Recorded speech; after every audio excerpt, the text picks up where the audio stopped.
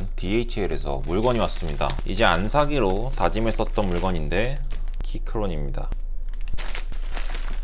이번에 새로 나온 신형이죠. 아주 안전하게 포장이 빡빡하게 되어서 왔고요. 매번 새로운 라인업이 출시될 때마다 조금씩 발전하고 있는 게 느껴지고 있습니다. 처음에 킥스타터에서 런칭했을 때랑은 많이 달라졌어요. 전문성이 좀 늘어났다고 해야 되나? 많이 발전한 게 확실히 느껴집니다. 제가 키크론을 좋아하는 이유는 다른 게 아니라 와이어리스 무선으로 작동하는 방식의 맥과 윈도우를 동시에 호환하는데도 배터리가 굉장히 오래가요. 4000mAh의 배터리를 갖고 있고, 이거는 매일 실사용으로 2달 동안 충전을 하지 않아도 되는 시간입니다. 이게 그리고 또 엄청 대단한 게 블루투스로 연결을 했는데 게임을 할 때도 전혀 이게 느리게 눌린다는 느낌 자체가 없어서 이제는 유선을 벗어나도 되지 않나 싶을 정도로 마음에 드는 키보드라, 제가 기존에 사용하고 있었던 키크론 K6 리뷰가 있었는데 얼마 지나지 않아서 K12가 런칭이 된 거죠. 먼저 K12 오픈을 한번 해보도록 하겠습니다. 먼저 전면부에 빛이 반사될 때 크로마 기능이 좀 생겼어요. 원래 이런 거 없었거든요. 그리고 이건 뭐 타입 종류겠죠.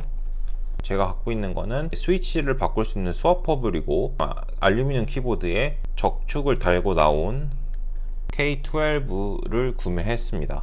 뒤에 보면은 이제 K12에 대한 상세한 설명이 있는데, 딱 봤을 때 싶은 게 있죠. 방향키가 존재하지 않아요. 포커 배열로 알려져 있는 60% 배열로 60% 레이아웃이고, 맥과 윈도우의 호환성이 가장 좋은 현재 키크론 유일하다고 볼 수 있는 상태고, 무선과 유선의 차이가 전혀 없고, 페어링은 3개까지 지원을 합니다. 배터리가 진짜 오래가고, 이게 조명 효과가 있는데 저는 조명 효과를 사용하지 않기 때문에 이번에 조명이 들어있지 않는 제품으로 구매를 했어요.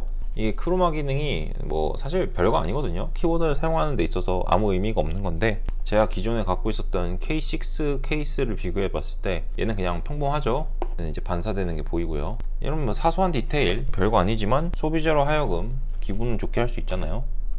발전하는 모습이 있다는 거에서 저는 높은 점수를 주겠다. 이거 별거 아닌 거 하나 있고요. 키크론 K12 설명서입니다. 전원 키는 버튼, 블루투스 케이블 바꾸고, 윈도우 맥 바꾸는 거는 기존의 다른 키크론들과 차이가 없습니다. 이번에 K12에서 이전에 있었던 다른 키크론들과 다르게 K12에는 정말 엄청나게 다른 점이 하나 있는데요. 그건 바로 조명 버튼의 부재입니다. 어떻게 해서든 키크론은 항상 조명 버튼을 어디던가 넣어놨거든요. 딜리트 키를 지워서라도 그 자리에 조명 키를 넣었었는데, 이번 키크론 K12에는 조명 버튼을 삭제했습니다. 무려 백스페이스 키의 펑션으로 넣을 정도로 조명 버튼을 사랑하는 키크론 입장에서 삭제를 하고 나왔고요. 윈도우랑 맥을 바꾸는 거는 여기 이렇게 따로 키캡을 주니까 보시면 됩니다. 조명 설명, 오토 슬립 설정. 오토 슬립이 생각보다 괜찮아요. 그냥 냅두시면 됩니다. 백라이트를 켜고 끄는 기능 저는 가지고 있지 않죠. 리눅스 세팅하는 방법 몇 개 별거 다 있습니다. 팩토리 리셋하는 방법도 있으니까 되도록이면 이 설명서를 버리지 않는 것도 좋고, 사실 인터넷에 있어서 버려도 상관은 없습니다. 자, 키크론이 갖고 있는 스위치라는 뜻이죠. 스위치 넣기 전에 핀 제대로 꽂아서 넣으라고 이렇게 친절하게 설명을 해줬습니다. 뭐 그냥 넣어놓은 거죠. 넣을 게 없으니까. 이제는 썩어 넘칠 정도로 많이 갖고 있는 키캡 풀러, 키캡 리무버입니다. 네, 뭐 제가 쓸 일은 없을 것 같아요. 이번 키크론 K12에는 커스텀질을 전혀 하지 않으려고 그냥 순정 상태 그대로 사용하려고 구매를 했고요. 윈도우 키캡, 알트 키, ESC 키, 그 다음에 이거 메뉴 키죠. 메뉴 키를 줍니다. 쓸 일은 없고요. 네, 스위치 리무버도 주는데, 뭐 아까 보셨겠지만 이런 것도 이미 있습니다. 아무짝에 쓸모가 없고요. 이런 거는 뽑을 때 불편해서 한두 개 바꿀 때는 이걸로 하겠는데, 키보드 전체의 스위치를 바꿔야 된다, 이거 못 씁니다. 그러니까 장식용이라고 생각하시면 좋고요. 그리고 항상 좋은 거지만 키크론은 이 케이블에 신경을 조금 씁니다. 그래서 케이블 자체가 꽤 쓸만한 정도로 나와줘서 저는 만족스럽게 쓰고 있고, 제가 가지고 있는 키보드 케이블이 이미 있기 때문에 아마 그거를 호환해서 쓸 것 같아요. 자, 대망의 본체. 이번에도 마찬가지로 옆으로 빼는 게 아니라 위로 빼게 설계가 돼서 나왔습니다. 제가 구매한 버전은 블랙 화이트 버전이고요. 축이 들어가 있습니다. 약간 거슬리는 소리가 나서 그건 좀 잡아줬으면 하는데 제가 잡아야 될 것 같고요. 뭔가 각인이 조금 흐리거든요. 그래서 좀 연한 느낌이 나고, 뭐 알루미늄 케이스 자체는 깔끔합니다. 근데 이게 알루미늄이 이 케이스 전체 통 알루미늄이 아니라 옆에 보시면은 이렇게 프레임만 따서 알루미늄을 만들어내는 거여서 엄밀히 따지자면 완벽한 알루미늄이라고 볼 수는 없어요. 그러니까 알루미늄을 사용하는 주 요인 중에 하나인 통울림을 얘는 그대로 갖고 있다. 무게만 무거워지고 디자인은 이뻐지고 그런 정도죠. 근데 키크론 K12인데 왜 알루미늄을 구매를 했냐고 물어보면 그냥 별 다른 이유는 없습니다. 그냥 키크론 알루미늄 버전을 하나 갖고 있고 싶어서 구매를 했고, 이렇게 1단, 2단 해가지고 높낮이 조절 버튼이 있습니다. 근데 저는 높낮이 조절을 사용하지 않아요. 손목에 무리가 간다고 해서 보통은 팜레스트를 이용해서 낮은 높낮이 그대로 사용을 해주고 있습니다. 적축이고요. 잠깐 키감 테스트 한번 할게요.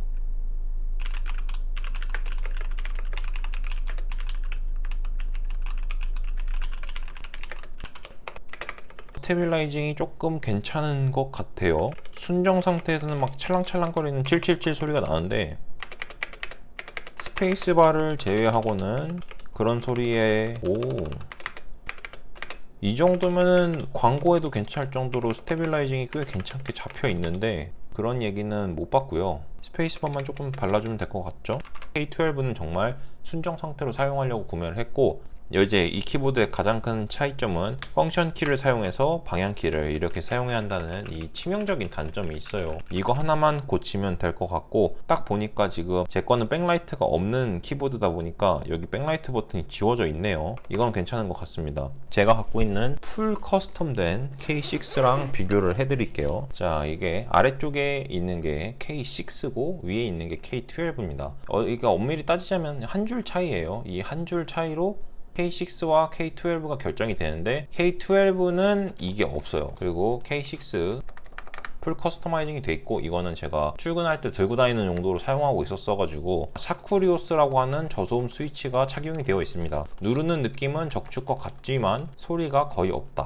네, 사무실에서 사용해도 전혀 소음에 문제가 없어서 이걸로 열심히 타이핑을 하는데 사용을 하고 있고요. 이 정도도 뭐 쓸 수는 있겠죠. 적축 키보드를 많이 선호를 하는데 제가 리니어 타입 적축을 사용하려고 구매를 했고, 나중에 이제 얘가 더 마음에 들어지면 얘 대신 이쪽으로 갈 생각도 있습니다. 마찬가지로 K6랑 K12는 알루미늄 버전이 존재하는데, 지금 K6를 보면 여기 이렇게 홈 같은 게 있거든요. 보이네. 여기 홈이 있어요. 이 홈 부분에 알루미늄 플레이트를 끼워서 판매를 하는 겁니다. 그러니까 정확하게 말하자면 알루미늄 키보드는 전혀 아니고요. 알루미늄 프레임이 끼워져 있다 그거고, K12의 옆을 보면 블루투스 오프 케이블이 윈도우 맥 같이 존재하고 타입C로 충전하는 게 되어 있죠. 여기 육각 렌치, 무슨 렌치인지 모르겠는데 이걸 돌리면 알루미늄 플레이트를 분리를 할 수가 있어요. 분리를 하고 나면 요거랑 똑같이 되는 거죠, 얇은 걸로. 마찬가지로 K6도 똑같이 되어 있습니다. K6랑 K12 둘 다 완벽하게 일치를 하고 있고, 제가 지금 커스터마이징을 해놔서 이 키보드에서는 볼 수 없지만 동일한 펑션 키, 동일한 FN12가 다 같이 되어 있습니다. 물론 저는 그 기능을 사용하지 않아서 사용할 수 없죠. 이렇게 봐가지고는 모르잖아요. 그래서 사용을 그렇게 하고 있고, 이제 블랙 계열의 키보드 스위치는 흐리다. 이 넘버링이 지나치게 흐리다. 그거를 단점으로 둘 수 있겠습니다. 자, 60%, 65%고요. 최근에 리뷰했었던 75%입니다.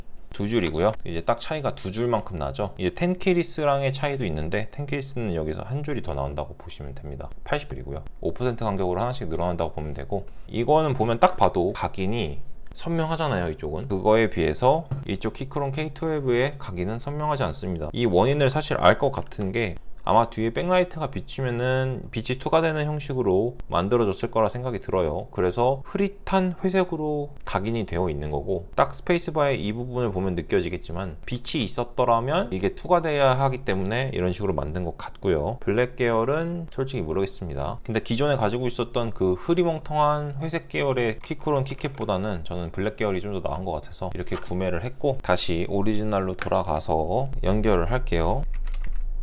연결이 됐습니다. 지금 맥 버전으로 되어 있어서 윈도우로 바꿔주고, 이게 Alt 탭으로 사용이 되는데 맥으로 바꾸면 이걸 맥 버전으로 사용을 할 수가 있어요. 그런 차이가 있는 거고, 이거 누르면 윈도우 키로 작동을 하고 있습니다. 그런 차이가 있고, Alt 탭 정상적으로 작동하고 빛이 나오지 않고 있는 상태죠. 그래서 그런 거고, FN 키 누르고 방향 키를 누르면 뭐죠? 이게 아닌가? 작동하고 있죠. 페이지 업, 페이지 다운. 이게 방향키로 작동을 하고 있고요. 이게 적응이 되려면 좀 시간이 걸릴 거라 충분히 생각이 됩니다. 이게 뭐 딜리트 키 여기 있어서 이런 식으로 쓸 수가 있기는 해요. 백스페이스 키의 이 소리가 굉장히 마음에 드네요. 일단 볼륨 조절 이렇게 존재하고 윈도우 키에서도 아실 수가 있습니다. 물론 영상으로 촬영을 하고 있진 않아가지고 노래를 틀면 작동하고요. 다음으로 넘어가기, 들어가기 다 작동합니다. 이거는 맥 버튼에서 사용하는 거라서 됐고, F키 QWE로 블루투스 페어링을 바꿀 수가 있습니다. 저는 주로 핸드폰, 아이패드, 맥북 이렇게 연결을 해놓고 에는 이제 유선으로 연결을 해놓고 사용하고 있는데, 블루투스로 바꾸면 유선으로 인식을 안 하고 그냥 충전식으로만 바뀌어요. 그래서 그 부분은 좀 알고 계셔야 될 거고, 키크론 자체는 매우 마음에 듭니다. 디자인도 그렇고 키보드도 그렇고 되게 컴팩트한 느낌이 들어서 제가 가지고 있는 다른 키보드들이랑 종류별로 하나씩은 다 갖고 싶어서 60, 65 이렇게 원하는 게 하나씩은 있었던 거거든요. 그런데 실사용에서 불편하더라도 60%의 포커 베어를 정말 가지고는 싶었는데 N 프로를 구매하진 않았던 게 일단 맥북과의 호환성, 충전 방식 그냥 뭔가 땡기지 않았어요. 그냥 그렇게 말하는 게 좋을 것 같습니다. 그래서 아예 60% 포커베어 키보드는 전혀 생각도 하고 있지 않았는데 이번에 키크론에서 K12를 공개했다고 이메일이 날아와서 보다가 어쩌다 보니까 사버리겠어요. 그래서 이렇게 갖고 있게 되었습니다. 그리고 가격이 정말 착한데 제가 미국에서 구매를 했을 때는 100불이 되지 않았습니다. 10만원도 안 되는 돈으로 아주 저렴하게 구매를 할 수가 있었습니다. 제일 저렴한 모델은 거의 50불, 60불 할 정도로 키보드가 커스텀 계열 시장에서 좀 가격이 좀 나가게 됐는데 키크론은 우직하게 그냥 자기들이 원하는 가격 받고 있습니다. 키크론 6를 구매할 때도 그렇게 비싼 돈을 주고 사진 않았는데 제가 이거는 한국 정식 그걸로 구매를 해서 13만원 정도 줬던 기억이 나거든요. 그렇게 치면은 얘랑 얘는 거의 지금 가격이 2배 차이가 나는 상황입니다. 이미 킥스타터의 런칭은 끝났기 때문에 제가 구매한 가격에 구매하실 수는 없을 거고 다른 가격으로 사셔야 되겠지만 그렇고요. 키캡을 하나 빼보도록 할게요. 일단 키보드를 분리를 하고 키캡을 하나 빼면 이런 식으로 되어 있습니다. K6를 분리를 하면은 이런 느낌이고요. 이렇게 되어 있고 키캡은 무난하죠. 일단 재질 자체는 ABS 재질이라 매끈매끈한 느낌이 좀 들어요. 이게 싫으신 분들은 캡은 놀이를 좀 하셔야 될 것 같습니다. PBT 재질로 가시는 게 맞다고 생각이 들고요. 저는 60% 포커베어를 절대 메인 키보드라고 생각은 하지 않습니다. 작업 효율성이 떨어지기 때문에 그냥 웹툰을 보더라도 이 키보드 버튼의 중요성이 얼마나 좋은지 모르실 거예요. 그리고 이 키크론 K6를 더 좋아하는 이유가 이 올리기 내리기 버튼으로 웹페이지를 탐색할 때 정말 유용하게 사용하고 있습니다. 이거는 무조건 있어야 된다고 생각이 들어서 제가 사용하는 메인 키보드거든요. GMMK Pro Glorious 75라고 하는 그 키보드인데 여기도 이쪽에 한 볼륨 조절하는 노브 다른 걸로 사용할 수도 있고 페이지 업, 다운, 엔드, 홈 이렇게 되어 있는데 제가 이 두 키랑 이거를 정말 많이 사용하거든요. 편집할 때도 쓰고 만화 볼 때도 쓰고 그냥 인터넷 탐색할 때도 쓰고 이 키가 딜리트 키만큼 중요해서 제가 따로 커스터마이징을 해서 사용하고 있는데 일단 키크론 K12에는 존재하지 않습니다. 그래서 FN키를 누르고 페이지 업다운을 이렇게 사용을 해야 돼요. 손가락을 이렇게 해서 사용해야 되는 거죠. 이게 적응이 되면 좋은데 사람이라는 게 눈으로 보고 누르는 거랑 그냥 버튼만 누르면 되는 거랑의 작업 속도 차이가 안 난다고는 절대 말할 수 없을 것 같습니다. 그나마 다행인 거는 바로 위에 딜리트 키 있어서 이걸로 누르면 좀 딜리트 키 정도는 될 것 같고 이 키보드를 메인으로 쓸 수 없다는 얘기는 또 아니에요. 이게 이제 메인으로 사용이 되면은 익숙해지니까 이렇게 누르고 쓸 수 대신 이걸 오래 사용하면 또 이제 다른 정상적인 탱키리스를 쓸 때 어색할 수 있겠죠. 펑션 키가 많아지면 작업 효율이 떨어지는 거는 인정된 사실이라 그건 넘어가도록 하고 사실 키크론 K12는 알루미늄이 없는 버전을 사시는 걸 더 추천드려요. 휴대용으로 사는 거잖아요. 이거를 책상 깨끗하게 쓰고 싶으신 분들이 이거 하나만 딱 놓고 무선으로 전체를 구비하는 거죠. 마우스도 이렇게 쓰면은 깔끔하게 쓸 수 있어요. 근데 저는 그렇게 막 미니멀리스트는 아니기 때문에 깔끔한 키보드를 사용할 건 아니고 어쨌든 배터리가 2달 가니까 그냥 이거 하나만 이렇게 딱 놓고 사무실에서 사용한다면 와 이거 이쁘다 뭐야 이렇게 물어볼 수는 있겠죠. 그런 용도로 사용할 수 있고 저는 오른쪽보다 왼손을 더 많이 사용해서 N 프로 2에서 사용하는 캡스락 누르고 WASD로 방향키 사용하는 거를 선호했는데 제가 N 프로를 안 좋아한다는 건 아니었으니까 설명할 수는 있죠. 이제 이게 오른쪽으로 와서 이렇게 사용해요. 이거는 조금 다른 얘기죠. WASD FASD의 위치랑 KM 이쪽 이렇게 두 개 있는 거는 방향 모양 자체가 일단 실패잖아요. 이거는 거의 뭐 위로 가는 게 아니잖아요. 그래서 뭐 이게 특허가 있는 것도 아니고 이렇게 썼으면 진짜 좋았을 것 같은데 뭐 개인의 취향이라고 생각이 들고, 이거는 뭐 적응해 나가거나 키크론 자체에서 키 세팅하는 걸 지원을 해줄 거라고 했으니까 그거는 이제 차차 보도록 하고요. 뭐 키보드 리뷰 정도면은 충분하지 않았나 전 생각이 들어서 영상은 이 정도로 마무리하도록 하겠습니다. 가장 기본적인 키크론 K12의 60% 포커배열 키보드 리뷰였고요. 제 생각은 그렇습니다. 가격이 착하게 나오면은 안 살 이유는 없다. 커스텀 키보드 시장에서 핫스왑을 지원하면서 배터리, 맥북 지원, 블루투스 페어링 3개에 이 가격이면 이거는 정말 경쟁 상대가 없을 만큼 좋은, 그걸 설명해 드리려고 영상을 찍게 되었습니다. 영상이 도움이 되었다면 좋아요, 구독, 댓글 부탁드리고 저는 다음 영상으로 찾아뵙도록 할게요. 감사합니다.